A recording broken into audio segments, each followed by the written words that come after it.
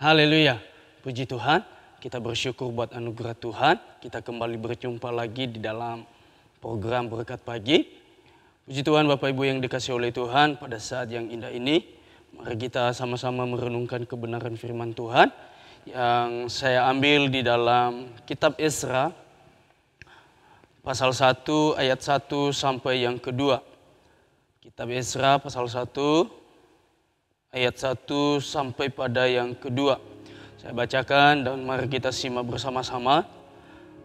Begini bunyi firman Tuhan.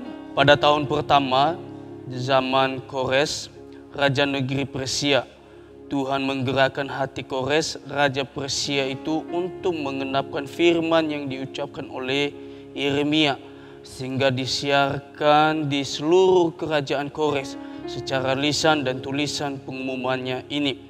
Ayat 2, beginilah perintah Kores raja Persia, segala kerajaan di bumi telah dikaruniakan kepadaku oleh Tuhan Allah semesta langit. Ia menugaskan aku untuk mendirikan rumah baginya di Yerusalem yang terletak di Yehuda. Puji Tuhan. Bapak Ibu yang dikasihi oleh Tuhan, kalau kita lihat bagaimana Ezra, dalam kitab Ezra ini, kita lihat di sini di pasal 1 tadi kita lihat di ayat 1 bahwa pada tahun pertama dalam kepemimpinan Raja Kores, bahwa dia memerintahkan untuk membangun lagi Yerusalem. Di mana kita lihat bahwa setelah bangsa Israel dibuang ke Babilonia, di mana mereka mengalami hal yang luar biasa di sana. Tuhan uji mereka, bangsa Israel diuji dengan ketidaktaatan dari pemimpin dari kerajaan, sehingga mereka dikalahkan oleh Nebukadnezar pada saat itu. Kalau kita lihat latar belakang kenapa bangsa Israel ini mengalami pembuangan, yaitu kalau kita buka di dalam Raja-Raja, 2 Raja-Raja pasal 24 ayat 11, di situ kita lihat bahwa dalam Raja Yoyakim memimpin Yehuda, ya, di sana dia berhadapan dengan Nebukadnezar sehingga terkalahkan, dan sehingga mereka mengalami pembuangan, sehingga terjadi bangsa Israel dibuang ke Babilonia selama 70 tahun. Setelah 70 tahun, ya, digenapilah firman Tuhan seperti apa yang dinubuatkan oleh Yeremia. Kalau kita lihat di dalam Yeremia pasal yang ke-29 mulai dari ayat 11 sampai yang ke-14, kita perhatikan di sana bahwa begini bunyi firman Tuhan. Ini tergenapi apa yang disampaikan oleh Nabi Yeremia. Begini bunyi firman Tuhan, sebab aku ini mengetahui rancangan-rancangan apa yang ada dari ayat 10. Saya ke ayat 10 dulu. Begini, sebab beginilah firman Tuhan, apabila telah genap 70 tahun, ya 70 tahun, genap 70 tahun, genap 70 tahun bagi Babel, barulah aku memperhatikanmu. Aku akan menepati janjiku itu kepadamu dengan mengembalikan kamu ke tempat ini. Ya, ini nubuatan dari Yeremia. Begini, sebab aku ini mengetahui rancangan-rancangan apa yang ada padaku mengenai kamu. Demikianlah firman Tuhan, yaitu rancangan damai sejahtera dan bukan rancangan kecelakaan, untuk memberikan kepadamu hari depan yang penuh harapan. Ayat yang ke-12, dan apabila kamu berseru dan datang untuk berdoa kepadaku, maka aku akan mendengarkan kamu. Apabila kamu mencari aku akan menemukan kamu. Kamu akan menemukan aku apabila kamu menanyakan aku dengan segenap hatimu. Puji Tuhan Bapak Ibu yang dikasihi oleh Tuhan. Dari sinilah terjadi penggenapan firman Tuhan yang dinubuatkan oleh Nabi Yeremia. Sehingga dalam zaman kepemimpinan Raja Kores di Raja Negeri Persia, genaplah firman Tuhan ini. Sehingga tergeraklah hati raja pada saat itu, yaitu Kores, untuk menyuarakan, untuk memerintahkan supaya Yerusalem dibangun kembali. Karena pada zaman itu dalam kepemimpinan Nebukadnezar telah dihancurkan. Ya, maka Kores membuat perintah untuk dibangun kembali. Dan puji Tuhan, dengan luar biasa kita lihat bahwa Tuhan bisa pakai siapapun untuk memulihkan setiap orang-orang yang percaya kepada Tuhan, orang-orang yang berseru kepada Tuhan, orang-orang yang mencari Tuhan.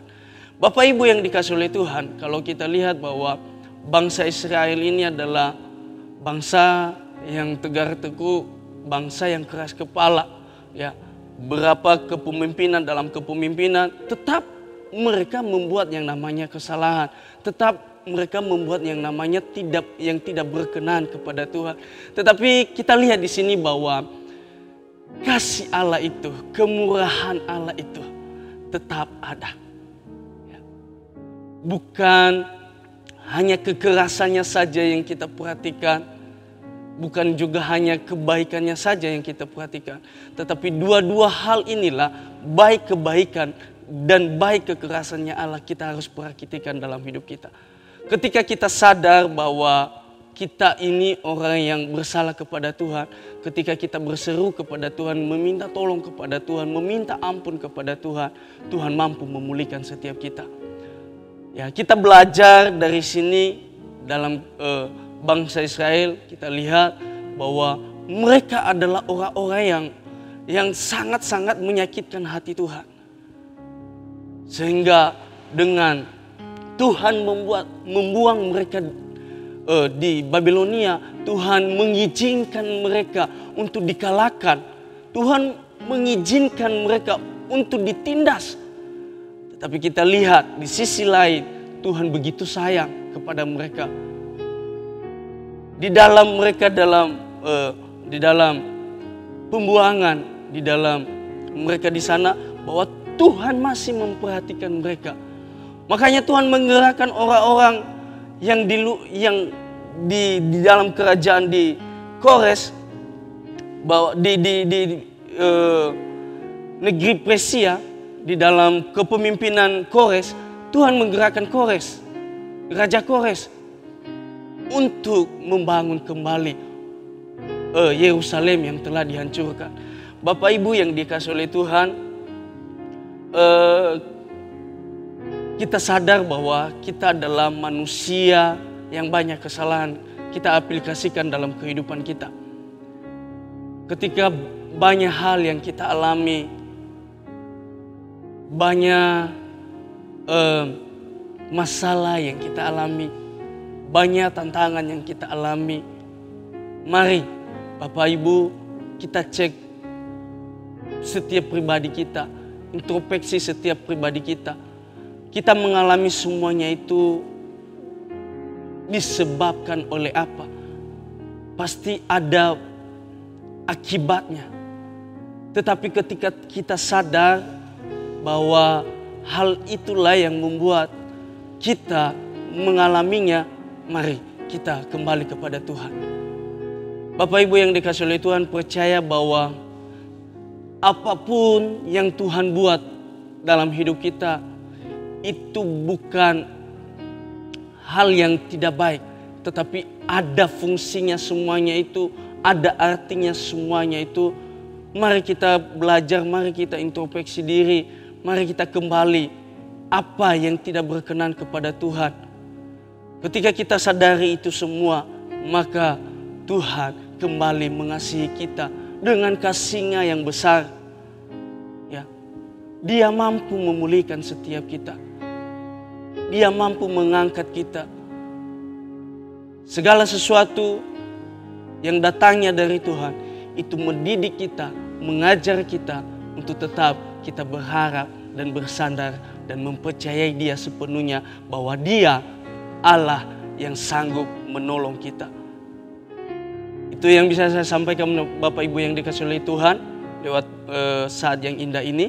Biarlah lewat kebenaran firman Tuhan mengajari kita semua bahwa segala sesuatu yang Tuhan buat itu tidak menjatuhkan kita, tetapi mengajar kita, membimbing kita, mengangkat kita kembali, dan untuk tetap kita percaya kepadanya bahwa Dia adalah Allah yang luar biasa, Allah yang kita percayai. Puji Tuhan, Immanuel, Allah beserta kita.